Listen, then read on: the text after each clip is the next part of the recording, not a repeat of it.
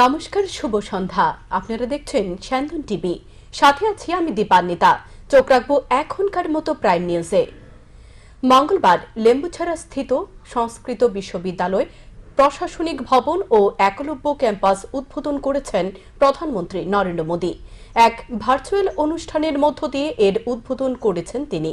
এদিনের সংস্কৃত মহাবিদ্যালয়ে উপস্থিত ছিলেন মুখ্যমন্ত্রী ডক্টর মানিক সাহা, কেন্দ্রীয় প্রতিমন্ত্রী প্রতিমা ভৌমিক সহ অন্যান্যরা। প্রধানমন্ত্রীর ভার্চুয়াল উদ্বোধনের পর মুখ্যমন্ত্রীর বক্তব্য রেখে বলেছেন, আজ অনুষ্ঠানের মধ্য দিয়ে বিভিন্ন প্রকল্পের ভার্চুয়াল উদ্বোধন ও ভিত্তিপ্রস্তর স্থাপন করেছেন প্রধানমন্ত্রী নরেন্দ্র মোদী। প্রধানমন্ত্রী নরেন্দ্র মোদী কর্তৃক কেন্দ্রীয় সংস্কৃতি বিশ্ববিদ্যালয়ে ত্রিপুরার একলব্য ক্যাম্পাস সহ শিক্ষা ও দক্ষতা খাতে 13,300 কোটি টাকা ব্যয় করা হয়েছে। মুখ্যমন্ত্রী আরও বলেছেন, শিক্ষা পরিকাঠামো শক্তিশালী করার ক্ষেত্রে সরকারের একটি অন্যতম গুরুত্বপূর্ণ পদক্ষেপ। এতে যেমন রাজ্যের শিক্ষার মান উন্নত হচ্ছে, অপরদিকে ছাত্রছাত্রীরা উপকৃত হচ্ছে। উন্নত শিক্ষা পরিবারের জন্য এখন আর রাজ্যের বাইরে যেতে হবে না ছাত্রছাত্রীদের। কলেজের স্বস্তিক ডিপার্টমেন্টের সাহিত্য, জ্যোতিষশাস্ত্র, ধর্মশাস্ত্র এবং শিক্ষাশাস্ত্রের উপর পাঠদান করা হবে। উচ্চশিক্ষার ক্ষেত্রে রাজ্যের পরিকাঠামো গড়ে ওঠার জন্য বিশেষ গুরুত্ব দিয়ে চলেছে প্রধানমন্ত্রী নরেন্দ্র মোদী বলে অভিমত ব্যক্ত করেছেন মুখ্যমন্ত্রী।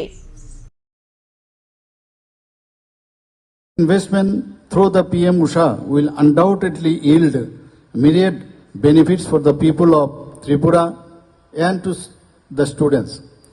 With the execution of this project, more than 600 students of MBB University and 10,000 students of 3 affiliated colleges of MBB University, namely Maharaja Bir Bikram College, Bir Bikram Memorial College and Tripura Government Law College, faculties, research scholars and state higher education systems will also benefit immensely.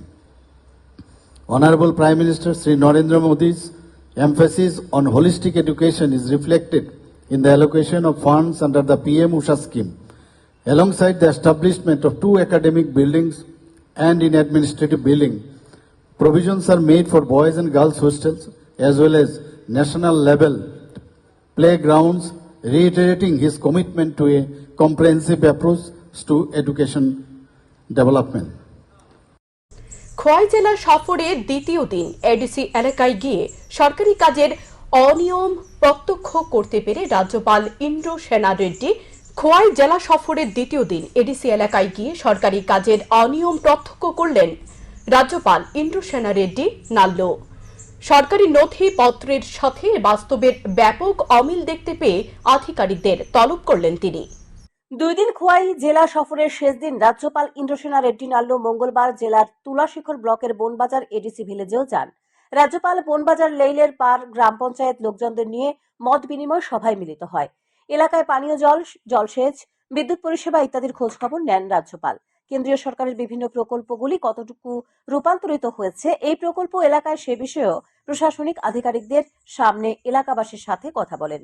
তাছাড়া এলাকায় কয়টি শূকর farm রয়েছে, তবে স্থানীয়দের কাছ থেকে কিছু অভিযোগ জানতে পেরে সরকারি নথিপত্র ঘেঁটে দেখেন এবং সরকারি নথিপত্রের সাথে বাস্তবের ফারাক ও আধিকারিকদের কথার অমিল পেয়ে এক প্রকার আধিকারিকদের সাথে ক্ষোভ দেখান রাজ্যপাল। গ্রামবাসীর কাছে জানতে চান সঠিকভাবে জল পায় কিনা, কিন্তু এক্ষেত্রে গ্রামবাসী জানিয়েছেন পাইপ ফাটার কারণে তারা জল সঠিকভাবে পায় না। পাশাপাশি এলাকার জমিগুলি পরিদর্শন করেন রাজ্যপাল, কথা বলেন কৃষকদের সাথে, কোনো ধরনের সমস্যা রয়েছে কিনা সে বিষয়ে অবগত হন রাজ্যপাল।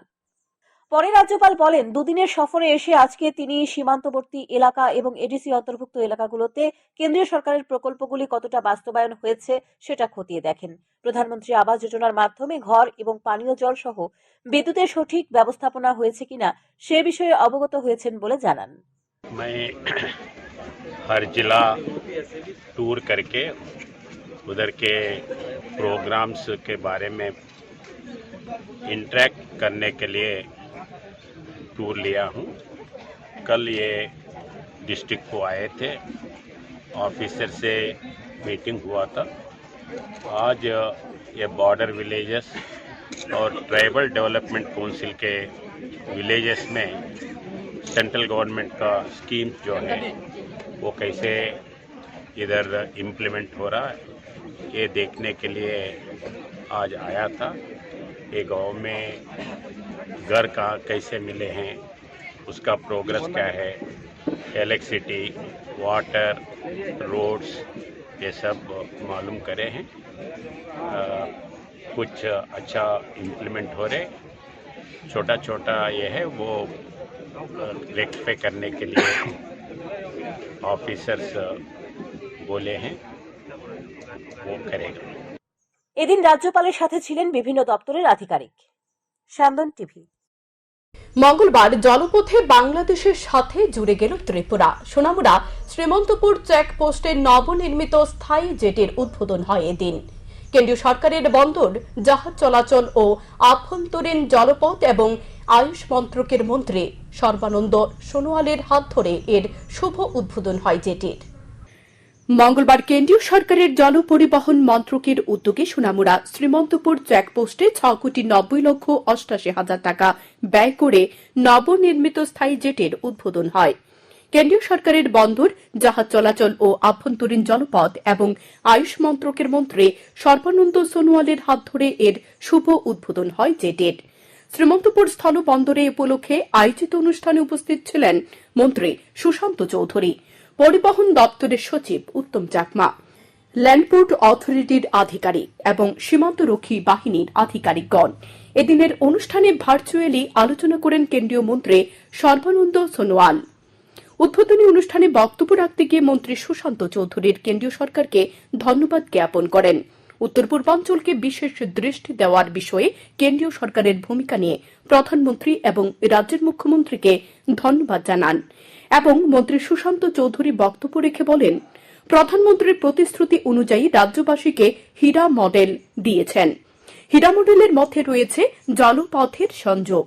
স্বপ্নেও ভাবা হয়নি যে জলপথের মাধ্যমে বাংলাদেশের সাথে ত্রিপুরার সংযোগ হবে।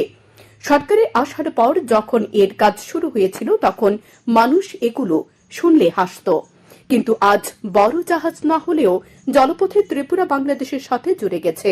এটা বর্তমান সরকারের সবচেয়ে বড় সফলতা বলে অভিমত ব্যক্ত করেন মন্ত্রী সুশান্ত চৌধুরী। 5G है आज हमारे पास इंटरनेट में। किस किस को आंदोलन में जाना पड़ा, नहीं जाना पड़ा। आज बांग्लादेश के साथ अगर हमारा जलपथ से रास्ता जुड़ता है, नाता जुड़ता है, किस किस को इसको आंदोलन में आना पड़ा, किसी को आंदोलन में नहीं आना पड़ा। भारत आगे चलेगा, विश्व गुरु बनेगा और इसमें त्रिपुरा को भी एक अहम रोल अदा करना है।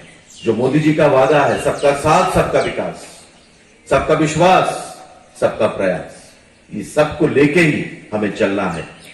और उस सबसे बाद जो लास्ट में आता है हमारा वाटरवेज, ये सपने में भी हम नहीं सोच सकते थे कि बांग्लादेश के साथ हम जलपथ से जुड़ पाएंगे।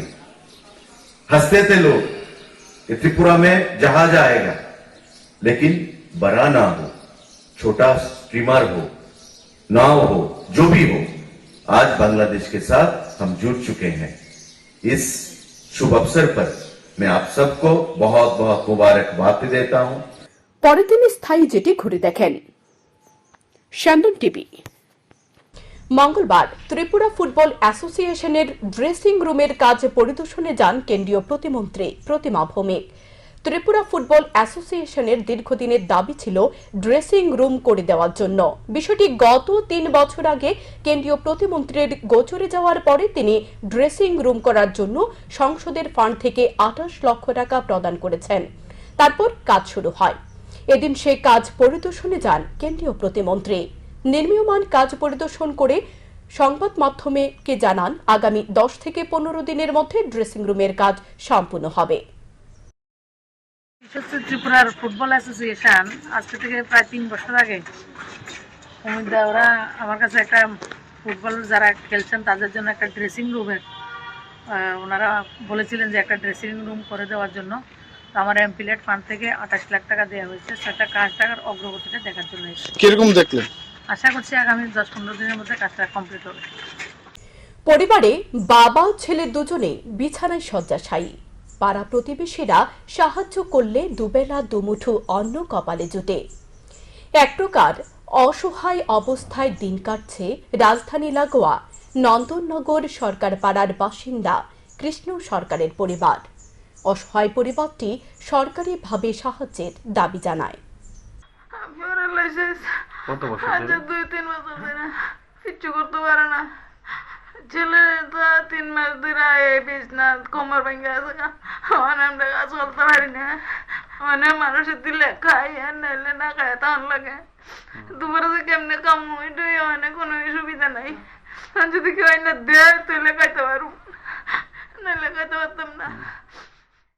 জীবনযুদ্ধে ঘুরে দাঁড়াতে সরকারের সহযোগিতার দাবি করছে অসহায় পরিবার। পরিবারের গৃহকর্তার নাম কৃষ্ণ সরকার। স্ত্রী, 1 ছেলে ও 1 মেয়ে নিয়ে কৃষ্ণ সরকারের 4 জনের সংসার ছিল। দিনমজুরের কাজ করে কোনো ক্রমে সংসার চালাত। পাড়া প্রতিবেশীদের সহযোগিতায় মেয়ের বিয়ে দেন। মেয়ের বিয়ের পর তাদের 3 জনের সংসার কোনো ক্রমে চলছিল। এর মধ্যে সংসারে নেমে আসে অন্ধকার। কৃষ্ণ সরকার আচমকা অসুস্থ হয়ে যান। প্যারালাইসিসে কৃষ্ণ সরকারের একটি হাত ও একটি পা অকেজ হয়ে যায়, ফলে তিনি কর্মক্ষমতা হারিয়ে ফেলেন। তারপর কৃষ্ণ সরকারের ছেলে পঙ্কজ সরকার সংসারের হাল ধরে। মাত্র 24 বছর বয়সে পঙ্কজ দিনমজুরের কাজ শুরু করে। 3 মাস পূর্বে কাজে গিয়ে দুর্ঘটনার কবলে পড়ে পঙ্কজ। পঙ্কজের কোমর ভেঙে যায়, ফলে সেও কর্মক্ষমতা হারিয়ে ফেলে। সরকারিভাবে যতটুকু সম্ভব হয়েছে বাবা ও ছেলের চিকিৎসা হয়েছে। বর্তমানে অসুস্থ বাবা ও ছেলে কর্মক্ষমতা হারিয়ে বাড়িতে রয়েছে। এখন আর সংসারের হাল ধরার মতো কেউ নেই, উপার্জন করার মতো কেউ নেই, ফলে করুণ অবস্থা পরিবারটির। বর্তমানে প্রতিদিন দুবেলা দুমুঠো অন্ন তাদের কপালে জুটে না। পাড়া প্রতিবেশীরা সাহায্য করে যাচ্ছে। পাড়া প্রতিবেশীরা সাহায্য করলে তবে তাদের কপালে দুবেলা দুমুঠো অন্ন জুটে। অসুস্থ কৃষ্ণ সরকারের স্ত্রী কানন সরকার কান্না করতে করতে জানান, দুপুরে কিংবা রাতে কি খাবেন তাও জানেন না। ঘরে কিছুই নেই। পাড়া প্রতিবেশীরা কিছু সাহায্য করলে তবে দুপুরে ও রাতে খাবার জুটবে। কৃষ্ণ সরকার সামাজিক ভাতার জন্য আবেদন করেছিলেন, কিন্তু ভাতাও পাননি। বিপিএল কার্ড রয়েছে। তিনি সরকারের নিকট আর্জি জানান তারা যেন দুবেলা দুমুঠো খেয়ে পড়ে বেঁচে থাকতে পারে তার ব্যবস্থা করে দেওয়ার হোক। আপনার কানন সরকার। বয়স কত আপনার? বয়স তো 45-এর উপরে। এই জায়গাটার নাম কিটা? নন্দননগর সরকার পাড়া। আপনার স্বামীর কি হয়েছে? প্যারালাইসিস। কত বছর আজ ধরে? 2-3 বছর ধরে কিচ্ছু করতে পারে না। ছেলে তো 3 মাস ধরে এই বিছনা কোমর ভেঙে আছে, মানে আমরা কাজ করতে পারি না। এখন কিভাবে চলেন আপনারা? বর্তমান অবস্থা কিভাবে চলেন? মানে মানুষের দিলে খাই আর নাইলে না খায় তখন লাগে। দুপুরে যে কেমনে কাম ওইটাই মানে কোনো সুবিধা নাই। যদি কেউ না দেয় তাহলে খাইতে পারব, নাইলে খাইতে পারতাম না। আপনার স্বামী বাতা পাইছেন? না, বাতা হয়েছে না। আপনার এসবে কি বিপিএল না আইপিএল? না, বিপিএল ভুক্ত। সরকারের কাছে কোনো সাহায্য চাইছেন নি? যে কাউন্সিলর আছিল বাতার লেগে আপনার স্বামী চাইছিল তো, দিছেনি বাতা? না দেশে না। কিন্তু মুখ্যমন্ত্রীর কাছে আমার এই দাবি এখন যেমন আমরা খাইয়া বেচে চলতারি, সেইটাই মানে একটা কিছু একটা কাজ দিলে আমরা তো কিছু চলতে পারি। এই যে সাহায্য তো করে বেড়াচ্ছে, কাজে করে আমরা সবাই উদ্যোগী পাড়ার মানুষ সাহায্য করে না? সাহায্য করে। আপনার ছেলের কি হয়েছে? কোমর ভেঙে কাজ করতে যা কাজ করতে গিয়ে কোমর ভেঙে গেছে। কতদিন ধরে আসে বিছনাতে? 3 মাস হয়ে 3 মাস ধরে। তো সরকারের কাছে কোনো কিছু জানাইছেন নি, বা যে কাউন্সিলর কোনো সাহায্য পাইছেন এখনো? পাইছি না। পাইছেন না? না, না। আপনি ভাতা পাননি? না। বয়স কত কইছেন আপনি? 65। এখন মুখ্যমন্ত্রীর কাছে কি দাবি রাখবেন, কি চান আপনি? তোমরা চলুন, আমরা মুখ্যমন্ত্রীর কাছে আবেদন তোমরা চলুন আবদার আমার কাছে, আপনার কাছে কি চান মুখ্যমন্ত্রীর কাছে আপনি? যেমন আমি তো সরকারি খায় বাচ্চা কোনো মতে। আমার এই কাজ করতে গিয়ে অ্যাক্সিডেন্টে আমার কোমর ভেঙে গেছে, মানে কাজ করতে পারি না। মানে বাড়িতে অসল এই বাথরুমটা তো ঘরের ভিতরে বাথরুম, ইটার কারণে দড়ি দিয়ে হাঁটাউটি করি, কোনো পাওয়াটা কোনো জুড়ি পাই না। তো মানে বাবাও প্যারালাইসিস হয়েছে আজকে 2 বছর, গত 2 বছর। আমিও গত 3 মাস ধরে কোনো কোমর ভাঙ্গা পরের থেকে আর কোনো তুমি বিছনাতে একদম না? একদম বিছনাতে, কোনো নেই। এখনকার সংসার মানে মানুষ দিলে চলে, নাইলে চলে না। তো এটা মানে কিতা করবো, মানে মানুষে দিলে চলে। তারে আমি এটাই আবদার করুন যে আমার এই আবদার হইব যে বাবা প্যারালাইসিস, আমিও 8 কাজ হয় কিন্তু পাউডি তো 8টারই না। এটার কারণে মানে আমরা এই জায়গাটা যদি একটু দেখে মুখ্যমন্ত্রী সরকার সহযোগিতায় এগিয়ে না আসলে আগামী দিনে পরিবারটিকে না খেয়ে মরতে হবে, কারণ পাড়া প্রতিবেশীরা কতদিন সাহায্য করবে। স্যান্দন টিভি। সাত সকালে হাত সাফাই করল চোরের দল। ডাক্তার দেখানোর জন্য নাম্বার নিতে গিয়েছিল এক বৃদ্ধা। বাড়ি ফিরে দেখেন ডাক্তার দেখানোর জন্য রাখা 5,000 টাকা সহ স্বর্ণালঙ্কার নিয়ে চম্পট দেয় চোরেরা। পাশাপাশি আরও একটি বাড়িতে চুরির ঘটনা সংঘটিত হয়েছে। এই ঘটনা সংঘটিত হয়েছে পূর্ব থানাধীন ধলেশ্বর এলাকায়। জানা যায় মঙ্গলবার ভোরে পূর্ব থানার অন্তর্গত ধলেশ্বর রোড নং 18-র পাশাপাশি 2 বাড়িতে চুরির ঘটনা সংঘটিত করে চোরের দল। এলাকার এক বাড়িতে ভাড়া থাকতেন প্রয়াত অজিত চক্রবর্তীর স্ত্রী ও ছেলে। প্রয়াত অজিত চক্রবর্তীর স্ত্রী জানান, মঙ্গলবার ভোরে তিনি চিকিৎসকের চেম্বারে নাম লেখানোর জন্য যান। সেখানে নাম লেখার পর তিনি ভাড়া বাড়িতে ফিরে আসেন।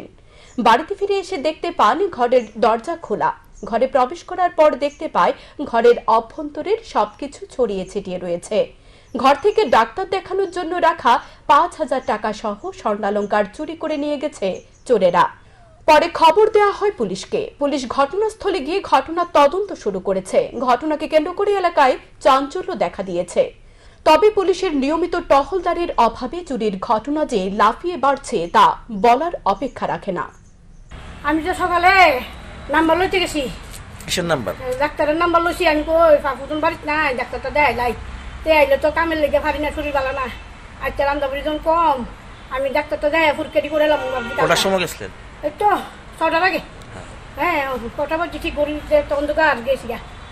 এরপরে নাম্বার লইয়া ইয়া আমি ভাবছি দুপুরে সকালে কিছু খাইয়া টেয়া ডাক্তার দেখামু। আচ্ছা কালকে টেস্টি করামু, ডাক্তার দুটো টেস্টি লেখে দিছে, পরীক্ষা সরক্ষা করুম খালি পেটে কালকা। ও মা আই যে গেট তো তালো, গেট তালা। এরপরে আমি যে এই দরজাটা খোলা, এই দরজাটা খুলো না। আমি কমা তারা যে দরজাটা খোলা ঢুকে দিয়ে এই অবস্থা সব লুয়ে গেছে আমার সব স্বামী। কি হয়েছে করে? হ্যাঁ? কি দেখছেন? দেখি সব দরজা খোলা, দিদির ঘরে সব নেই। আমি কই আসতে আমি তো দিদির ঘরে সব লয়ে গেছে গা। আমার ঘরে বুঝে ঢুকছে না, আমার ঘরে তো তালা দেওয়া আসলো। ও মা খুলে দিই সব আমার আলমারি ভেঙ্গে ডিঙ্গা কিচ্ছু নাই, মনে সব লয়ে গেছে। কি জিনিস নিছে? বুধবার ধর্মনগর রেল স্টেশন থেকে অযোধ্যার উদ্দেশ্যে রওনা হবে আস্থা বিশেষ ট্রেন। মঙ্গলবার প্রদেশ বিজেপি কার্যালয়ে সাংবাদিক সম্মেলন করে এ বিষয়ে জানান রাম মন্দির দর্শন অভিযানের কোঅর্ডিনেটর M.K. নাথ। তিনি জানান, বুধবার সকাল 10:05 1328 জন যাত্রী নিয়ে ট্রেনটি রওনা হবে। রাজ্যের বিভিন্ন স্থান থেকে রামভক্ত যাত্রীরা এ ট্রেনে করে অযোধ্যায় যাবে। 25 ফেব্রুয়ারি এই রাম ভক্তরা রাজ্যে ফিরে আসবে। তিনি আরও জানান, আস্থা ট্রেনে করে রাজ্য থেকে যারা অযোধ্যায় যাবে তারা যেন রাম মন্দির দর্শন করতে পারে তার ব্যবস্থা করার জন্য রাম মন্দির দর্শন অভিযানে একটি দল মঙ্গলবার বিমানে অযোধ্যায় পৌঁছে যাবে। সেখানে গিয়ে তারা সকল ধরনের ব্যবস্থা করবে। বুধবার ধর্মনগর রেল স্টেশনে আস্থা ট্রেনের সূচনা করবেন প্রদেশ বিজেপি সভাপতি রাজীব ভট্টাচার্য, বিধানসভার অধ্যক্ষ বিশ্ববন্ধু সেন সহ অন্যান্যরা। 27 ফেব্রুয়ারি আরও একটি আস্থা ট্রেন আগরতলার রেল স্টেশন থেকে অযোধ্যার উদ্দেশ্যে রওনা হবে বলে জানান তিনি। যারা এখান থেকে রাম মন্দির দর্শনে যাবেন, রামলালার যারা শ্রদ্ধার্ঘ্য নিবেদন করার জন্য যাবেন, তাদের ব্যবস্থা করে দেওয়া প্রদেশ বিজেপির তরফ থেকে। এটাই আমাদের উদ্দেশ্য, তারা যাতে সুন্দরভাবে সবাই মন্দির দর্শন করতে পারেন এবং রামলালার পূজা অর্চনা ইত্যাদি সমাপন করতে পারেন, তার জন্য আমরা কাজ করছি। আমাদের আস্থা বিশেষ ট্রেন অযোধ্যাগামী যাত্রীদেরকে নিয়ে রওনা হচ্ছে 21 ফেব্রুয়ারি অর্থাৎ আগামীকাল ট্রেনটি রওনা দেবে ধর্মনগর রেল স্টেশন থেকে। ধর্মনগর রেল স্টেশন থেকে 10:05 সকালে ট্রেনটি রওনা হবে 1328 জন যাত্রী নিয়ে। গ্যাসের বই আপডেট করার নামে গ্রাহকদের পকেট কাটার অভিযোগ উঠল সদর মহকুমার অন্তর্গত শেখরকোট স্থিত লোকনাথ গ্যাস এজেন্সির বিরুদ্ধে। অভিযোগ, এজেন্সির লোক বাড়ি বাড়ি গিয়ে গ্যাসের বই আপডেট করার নামে গ্রাহকদের কাছ থেকে নগদ 236 টাকা করে নিয়ে যাচ্ছে। জানা যায়, লোকনাথ গ্যাস এজেন্সির নাম করে এজেন্সির পক্ষ থেকে লোক কাঞ্চনমালা এলাকায় গ্রাহকদের বাড়িতে যায়। গ্রাহকদের বাড়িতে গিয়ে এজেন্সির লোক গ্রাহকদের বলছে তাদের গ্যাসের বই আপডেট করতে হবে। এলাকার এক মহিলা জানান, এজেন্সির লোক উনার বাড়িতে গিয়ে একটি রসিদ দিয়ে বলেন নগদ 236 টাকা দেওয়ার জন্য। গ্যাসের বই আপডেট করার জন্য এই টাকা দিতে হবে। তিনি আরো জানান, টাকা না দিলে রান্নার গ্যাসের সংযোগ ছিন্ন করে দেওয়া হবে ভেবে তিনি 236 টাকা দিয়ে দেন। তারপর বলা হয় রসিদ সহ গ্যাসের বই নিয়ে এজেন্সির অফিসে যোগাযোগ করার জন্য। এজেন্সি অফিসে গেলে গ্যাসের বই আপডেট করে দেওয়া হবে। সাধারণ গ্রাহকদের প্রশ্ন, সত্যি কি রান্নার গ্যাসের বই আপডেট করার জন্য এ টাকা, নাকি তাদের সাথে প্রতারণা করা হচ্ছে? এখন দেখার প্রশাসন বিষয়টি তদন্ত করে দেখে কিনা। গ্যাসের বই দিতাম, এরপরে গ্যাসের বই দিছি, তখন কইছে একটা কাগজ দিছে, সই করতাম, সই করলাম, এরপরে দিয়া কইছে সই টুকরে সারছি, পরে কইছে টাকা লাগবে। আমি কইছি কত? কই 236 টাকা। আচ্ছা, তখন অক্ষণ তো টাকা নাই, অন কি করেন? আমি কইছি অক্ষণ না দিলে চলবো নি? কইছে না, এটা তো আমরা লাগবো, অক্ষণই লাগবো, অক্ষণই দিতে হইব। তখন আমি চিন্তা করলাম অক্ষণই দেওয়ান লাগবো, তো হয়নি। আমি তো আর জানি না, যদি আবার না দেয় আমার গ্যাস ট্যাস জানি কিতা না কিতা করে, তো আমি তো না বইয়া বুঝছি না। তখন আমি কইছি আমার স্যালারিটা আবার ফাটাইলাম SDM। তো আমি কইছি বাবু, তুই SDM ওখানে না গিয়া অক্ষণ আর্জেন্ট টাকাটা দেওয়ান লাগে, তুই এই টাকাটা দিয়া দে। আচ্ছা, তো দিয়া দিছে, কইছে এই কাগজটা লইয়া আবার অফিসও যাইতাম। আচ্ছা, কোনানে আপনার অফিসটা আপনাদের? শেখরকোট। আচ্ছা, হ্যাঁ হ্যাঁ। কি কইতাম, ওখানে তো আমরা গরিব মানুষ, হ্যাঁ। ওখানে সবাই পারলো, তো আমারটা আমি চিন্তা করি অত্যন্ত 236 টাকা দিতে হইব, তারা বইয়া রয়েছে। ওখানে আমার 200 টাকা বাইক দই আমার বাইক করে না দিলে তারা যাইতো না। তখন তো আমি মনে করি সরকার যদি একটু সাহায্য করতো, যে যাতে এই আপডেটের টাকাটা না নেয়, তো সবাই ওই এটা মুকুব পাইয়া যেত। বিশালগড়ে ধনছড়ি এলাকার বাসিন্দা রাজু সরকারের বাড়িতে অভিযান চালিয়ে 50 কেজি শুকনো গাঁজা উদ্ধার করতে সক্ষম হল বিশালগড় থানার পুলিশ। এর সাথে আটক করা হয় বাড়ির মালিক রাজু সরকার ও রঞ্জিত সরকারকে। তাদের বিরুদ্ধে NDPS অ্যাক্টে মামলা রুজু করেছে বিশালগড় থানার পুলিশ। বিশালগড় থানার ওসি রানা চ্যাটার্জি জানান, পুলিশের নিকট সুনির্দিষ্ট সংবাদ ছিল রাজু সরকারের বাড়িতে কিছু গাঁজা মজুত রয়েছে। সে মোতাবেক রাজু সরকারের বাড়িতে অভিযান চালানো হয়। উদ্ধার করা হয় 50 কেজি শুকনো গাঁজা। গ্রেপ্তার করা হয়েছে রাজু সরকার ও রঞ্জিত সরকারকে। মঙ্গলবার পুলিশ রিমান্ডের আর্জি জানিয়ে ধৃতদের আদালতে সোপর্দ করে বিশালগড় থানার পুলিশ। এখানে প্রতিনিয়তই এগুলির বিরুদ্ধে আমরা আমাদের বিশালগড় পুলিশ স্টেশন জারি আছে। গতকাল আমাদের কাছে যখন ইনফরমেশন আছে, আমরা ভোরের দিকে যাই ওই জায়গাতে, নিহারচন্দ্র নগরের আন্ডারে দনছড়ি যে জায়গাটা আছে, সেখান থেকে আমরা 2 জন ব্যক্তিকে আমরা আটক করি। তাদের কাছ থেকে আমাদের পজিশন থেকে 50 কেজি ড্রাই গাঁজা আমরা সিজ করি। আমরা প্রসিডিওর মতে, আমাদের NDPS প্রসিডিওর মতে এদের বিরুদ্ধে আমরা স্পেসিফিক কেস নিয়ে তাদেরকে আমরা আজকে আদালতে প্রডিউস করবো উইথ পুলিশ রিমান্ড। এবং এখানে যারা আছে, সমস্ত লোকদের যারা এসবের সঙ্গে যুক্ত আছে, তাদের বিরুদ্ধে। নিত্য প্রয়োজনীয় সামগ্রী মূল্য অস্বাভাবিকভাবে বৃদ্ধি পেয়ে চলেছে। এর প্রতিবাদ গড়ে তুলেছে প্রদেশ মহিলা কংগ্রেস সভানেত্রী সর্বাণী ঘোষ। তিনি বলেন, নিত্য প্রয়োজনীয় সামগ্রীর মূল্য বেড়ে চলেছে। বিশেষ করে 2014 সালে বিজেপি সরকার প্রতিষ্ঠিত হওয়ার আগে দেশে রান্নার গ্যাসের সিলিন্ডারের মূল্য 400 টাকা ছিল। এ মূল্য বৃদ্ধি পেয়ে 1200 টাকা পর্যন্ত গিয়ে পৌঁছেছে। এ বিষয়ে মহিলা মোর্চার পক্ষ থেকে মুখ খোলা হচ্ছে না। তারা শুধুমাত্র ক্ষমতা পাওয়ার জন্য অভিনয় করে চলেছে।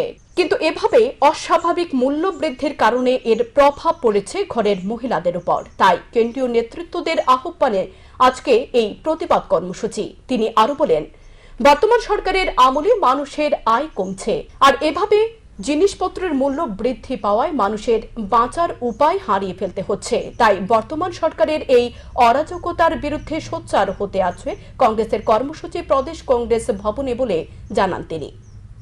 দৈনন্দিন জীবনে আমরা মহিলারা ঘুম থেকে উঠে আমাদের গৃহিণীর কাজে যারা আমরা করছি, তা প্রত্যেকটা জিনিসের উপর যে মূল্য বৃদ্ধি দিন দিন বাড়ছে, তাতে নিম্নবিত্ত এবং মধ্যবিত্ত শ্রেণীর মানুষদের জীবনযাপন করাই নাভিশ্বাস হয়ে উঠছে।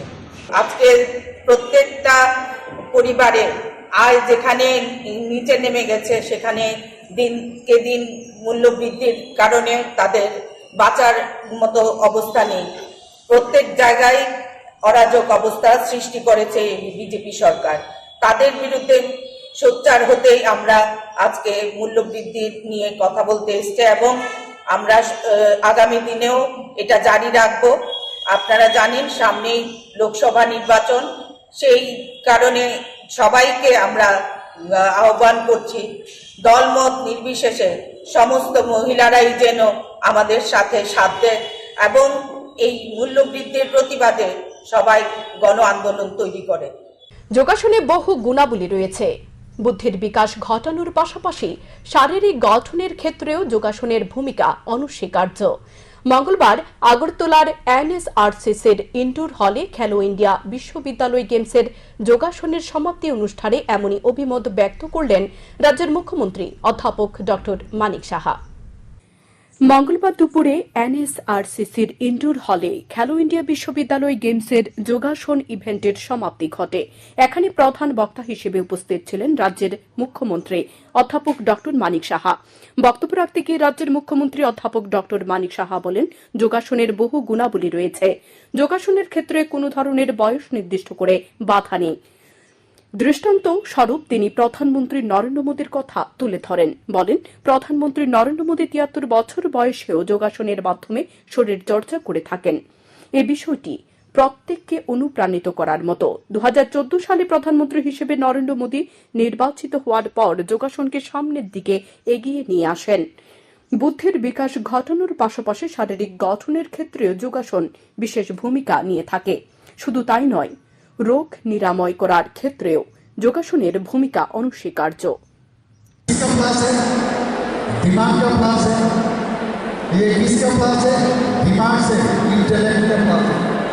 इंटेलेक्ट से क्या है? बॉडी के साथ क्लास है, सोल के साथ क्लास है, तब जाके इसको योगा करते हैं। ये हमारे खाली हम लोग पहले समझते थे खाली योगा करने से मस्कुलिन ऐसा नहीं। योगा से आपका ये चारों चीज जो बताया उसका जोड़ होता है, और ये भारत का एक फिलोसफी है। हम लोग ये बहुत आदमी को ये नहीं मालूम, ये फिलोसफी है। और इससे अपने आप को पहचानना, आप कौन हो, मैं कौन हूँ, वो है वो नहीं। योगा से ये महसूस होता है।